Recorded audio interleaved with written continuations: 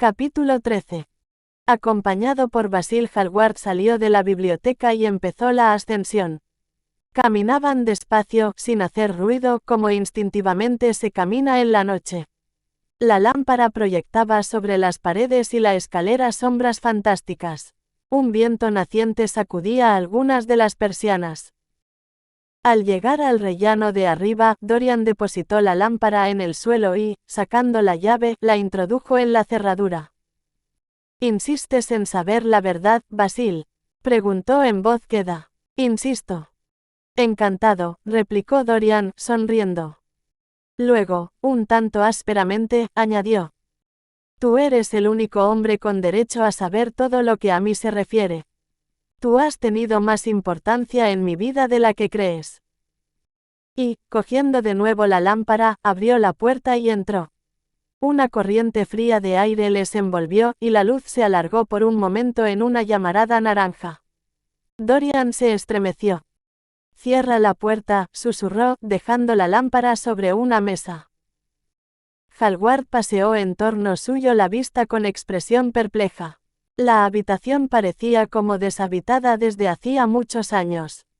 Un mustio tapiz flamenco, un cuadro cubierto con una tela, un antiguo casone italiano y una estantería casi vacía, esto era todo lo que parecía contener, a más de una mesa y una silla.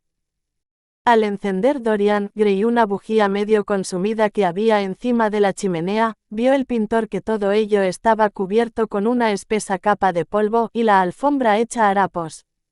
Un ratón corrió a esconderse en su agujero. Había un olor húmedo a moho.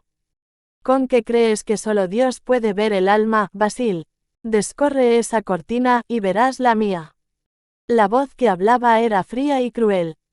¿Estás loco, Dorian, o te burlas de mí?, murmuró el pintor entre dientes, frunciendo el ceño. No te atreves. Lo haré yo entonces, dijo Dorian. Y arrancó bruscamente la cortina, arrojándola en tierra. Un grito de horror brotó de labios del pintor, al distinguir en la penumbra el rostro abominable que desde el lienzo parecía hacerte una mueca. Había en su expresión algo que le llenó de repugnancia y de espanto. Santo ciclo. No era el rostro de Dorian Gray el que estaba viendo. La catástrofe, fuera cual fuera, no había conseguido arruinar por completo aquella milagrosa belleza. Aún quedaba un poco de oro en el cabello ya ralo y una pincelada de rojo en los labios sensuales. Los ojos lacrimosos habían conservado algo de la pureza de su azul, la línea noble de la nariz aún no se había borrado del todo, y el cuello guardaba vestigios del firme modelado de antaño. Sí, no cabía duda de que era Dorian. Pero, ¿quién lo habría pintado? Le pareció reconocer su propia factura, y el marco era el que él dibujara.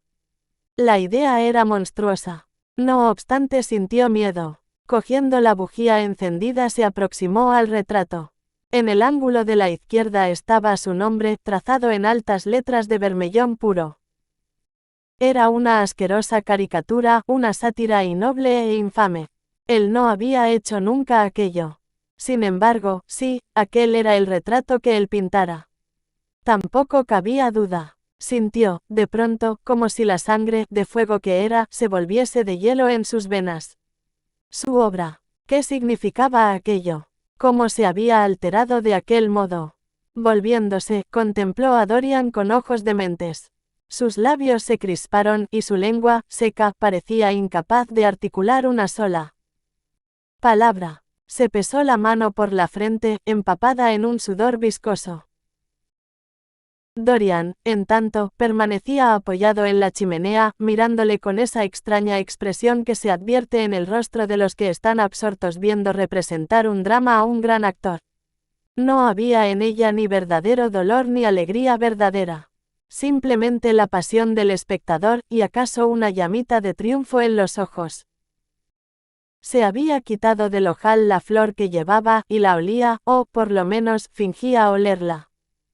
¿Qué quiere decir esto?, exclamó Hallward al fin, con una voz que, a él mismo, le sonó extrañamente.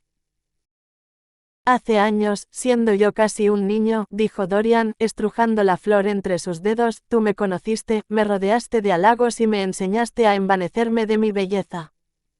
Un día me presentaste a uno de tus amigos que me explicó el milagro de la juventud, y concluiste un retrato mío que me reveló el milagro de la belleza. En un momento de locura que, hoy mismo, no sé si lamentar o no, formulé un deseo que acaso tú llamases una plegaria. Me acuerdo. Oh, ya lo creo que me acuerdo. Pero no, no es posible. Esta habitación es muy húmeda. Seguramente la humedad ha atacado el lienzo. Los colores que usé debían contener algún maldito veneno mineral. Repito que es imposible. Bah, ¿qué hay de imposible?, murmuró Dorian, yendo al balcón y apoyando la frente contra el frío cristal, esmerilado por la niebla. No me dijiste que lo habías destruido. Me equivoqué. Ha sido él quien me destruyó a mí. No puedo creer que ese sea mi cuadro. No puedes ver en él tu ideal, dijo Dorian amargamente. Mi ideal, como tú lo llamas. Como tú lo llamabas.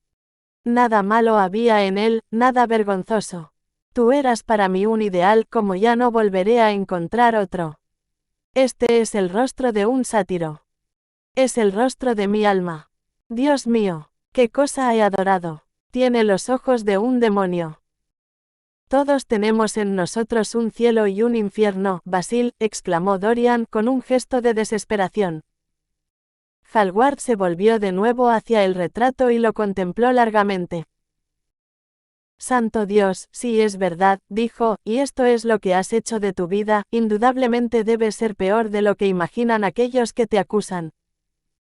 Y, levantando de nuevo la luz, examinó el lienzo con detenimiento. La superficie parecía no haber sufrido el menor cambio y estaba tal como él la dejara. Aparentemente, toda aquella abominación provenía de adentro. Una extraña vida interior hacía que aquella lepra del pecado fuera devorando lentamente la imagen. El pudrirse de un cadáver en el fondo de una fosa húmeda no era tan espantoso como aquello. Le tembló la mano, y la bujía cayó del candelero al suelo, donde quedó chisporroteando. La apagó, poniendo el pie encima. Luego se dejó caer en la silla desvencijada que había junto a la mesa y escondió el rostro entre las manos. Santo Dios, Dorian, qué lección. Qué tremenda lección. No hubo respuesta, pero pudo oír a Dorian sollozando junto al balcón. Recemos, Dorian, recemos, murmuró. ¿Qué es lo que nos enseñaron a decir cuando niños? No nos dejes caer en la tentación. Perdónanos nuestros pecados. Líbranos de todo mal. Repitámoslo juntos. La oración de tu soberbia fue oída. También puede serlo la oración de tu arrepentimiento. Yo te adoré demasiado y me veo castigado por ello. Tú te adoraste también demasiado. Ambos hemos sido castigados. Dorian Gray se volvió lentamente hacia él y le miró con los ojos empañados por las lágrimas. Es demasiado tarde, Basil, balbuceó. Nunca es demasiado tarde, Dorian. Arrodillémonos y probemos a acordarnos de alguna oración. No hay un versículo que dice, aunque tus pecados sean cual la escarlata, yo los haré blancos como la nieve. Esas palabras carecen ya para mí de sentido. Oh, no digas eso. Ya llevas hecho bastante mal en tu vida. Santo Dios, ¿no ves cómo nos miran de soslayo esos ojos malditos? Dorian Gray contempló el retrato, y, de pronto, un sentimiento irrefrenable de odio a Basil Hallward se apoderó de él, como si le hubiese sido sugerido por la imagen del lienzo y murmurado a su oído por aquellos labios crispados. La rabia frenética del animal acosado se despertaba en él, y aborreció súbitamente a aquel hombre, sentado junto a la mesa, con mayor fuerza que aborreciera nada en su vida. Con ojos de locura miró en torno suyo. Sobre el pintado arcón, enfrente de D.L., brillaba un objeto. Sus ojos tropezaron con él.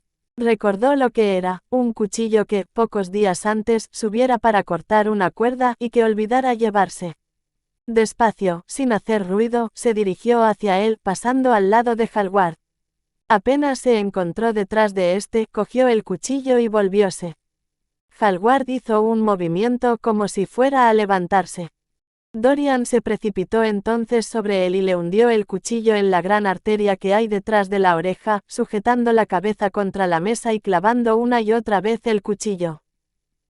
Hubo un gemido ahogado y un horrible gorgoteo de sangre en la garganta. 3 veces se levantaron los brazos, agitando grotescamente en el aire las manos rígidas. Él volvió a clavar otras 2 veces el cuchillo, pero el cuerpo estaba ya inmóvil. Algo empezó a gotear sobre el suelo. Aguardó todavía un momento, manteniendo la cabeza contra la mesa. Luego arrojó encima el cuchillo y quedó escuchando. No se oía más ruido que el lento gotear sobre la alfombra andrajosa. Abrió la puerta y salió al rellano. La casa permanecía completamente en silencio. Nadie andaba por ella. Estuvo unos segundos inclinado sobre la barandilla, acechando en el negro poco de sombra. Luego retiró de la cerradura la llave y, volviendo a la estancia, encerróse por dentro. El cuerpo continuaba sentado en la silla, con la cabeza caída sobre la mesa, encorvada la espalda y unos brazos fantásticamente largos. Si no hubiese sido por aquella grieta roja del cuello y por el charco de coágulos negros que paulatinamente iba ensanchándose bajo la mesa, hubiérase dicho que aquel hombre estaba simplemente dormido. Qué rápido había sido todo. Sentíase extrañamente tranquilo, y, dirigiéndose al balcón, lo abrió y salió afuera. El viento había disipado la niebla y el ciclo semejaba una gigantesca cola de pavo real constelada de innumerables pupilas de oro. Mirando hacia abajo vio al policía haciendo su ronda y proyectando el largo rayo de luz de su linterna sobre la puerta de las casas silenciosas. La mancha roja del farol de un coche brilló en una esquina y se desvaneció enseguida. Una mujer, envuelta en un chal flotante, se desliaba lentamente junto a las verjas, haciendo eses. De cuando en cuando deteníase y miraba hacia atrás. Una vez, rompió a cantar con una voz agria. El policía se llegó a ella y le dijo algo. Ella echó a andar de nuevo, dando traspiés y riendo. Una ráfaga helada barrió la plaza. Los mecheros de gas oscilaron, poniéndose azules, y los árboles, desnudos de hojas, entrechocaron sus ramas de aspecto metálico. Estremeciéndose, cerró el balcón. Después se dirigió a la puerta, que abrió, sin una mirada siquiera al muerto. Comprendía que el quid de todo aquello estaba en no prestar demasiada realidad a la situación. El amigo que pintara aquel retrato fatal, causa de toda su desgracia, había desaparecido del escenario de su vida. ¿No bastaba esto acaso? Luego se acordó de la lámpara. Era de un curioso trabajo morisco, en plata mate, incrustada de arabescos de acero bruñido y tachonada de turquesas vastas. ¿Acaso el criado las echara de menos y preguntase por ella? Vaciló unos segundos, al fin, volvió atrás y la cogió de la mesa. No tuvo más remedio que ver el cadáver. Qué quieto estaba. Qué espantosamente blancas parecían las manos. Era como una horrenda imagen de cera. Cerrando la puerta tras sí, empezó a bajar sigilosamente la escalera. La madera crujía, pareciendo quejarse. Varias veces se detuvo y aguardó. No, todo estaba tranquilo. No era más que el resonar de sus propios pasos. Al llegar a la biblioteca vio la maleta y el abrigo en un rincón. Era preciso ocultarlos. Abriendo un armario secreto, disimulado por el zócalo de madera, donde guardaba sus extraños disfraces, escondió aquellos objetos. Más tarde podría quemarlos fácilmente. Luego miró el reloj. Eran las 2:20. Tomó asiento y se puso a reflexionar. Todos los años, todos los meses casi ahorcaban a hombres en Inglaterra por lo mismo que él había hecho. Una locura de crimen flotaba, sin duda, en el aire. Algún rojo planeta se había acercado demasiado a la Tierra. Pero, por otra parte, ¿qué pruebas había en contra suya? Basil Hallward salió de su casa a las 11. Nadie le había visto entrar en ella de nuevo. Casi todos los criados estaban en Selby Royal. Su ayuda de cámara se había acostado. París. Sí, a París era donde Basil se había ido, y en el tren de las 12 como pensaba. Dada su habitual reserva, pasarían meses antes de que nadie sospechase nada. Meses. Todo podía hacerse desaparecer mucho antes. Ocurriósele, de pronto, una idea. Se puso de nuevo el sombrero y su gabán de pieles y salió al hall. Allí se detuvo, escuchando el paso lento y pesado del policía en la acera, y viendo la reverberación de la linterna en la ventana. Aguardó conteniendo el aliento. Al cabo de unos instantes descorrió el cerrojo y se deslizó fuera, cerrando la puerta con mucha cautela. Luego llamó, tirando de la campanilla. A los 5 minutos, próximamente, apareció su ayuda de cámara, a medio vestir, y apenas despierto. Siento haber tenido que despertarte, Francis, dijo Dorian, entrando, pero me olvidé el llavín. ¿Qué hora es? Las 2:10, señor, contestó el criado mirando el reloj y parpadeando. Las 2:10. Qué horriblemente tarde. Es preciso que me despiertes a las 9. Tengo mucho que hacer. Como el señor mande. ¿Vino alguien esta noche? Mr. Hallward, señor. Estuvo aquí hasta las 11 y se fue para no perder el tren. Caramba, siento no haberle visto. ¿Dejó algún recado? Ninguno, señor. Dijo solamente que ya le escribiría al señor desde París si no le encontraba en el club. Está bien, Francis. No te olvides de llamarme a las 9. Descuide el señor. Y el criado desapareció por el pasillo, tambaleándose de sueño y arrastrando las zapatillas. Dorian Gray arrojó el sombrero y el abrigo encima de la mesa, y entró en la biblioteca. Durante un cuarto de hora estuvo paseando de arriba a abajo por el aposento, mordiéndose los labios y cavilando. Al fin, cogió del estante la guía y empezó a hojearla. Alan Campbell, calle de Hertford, 52, Mayfair. Sí, aquel era el hombre que él necesitaba.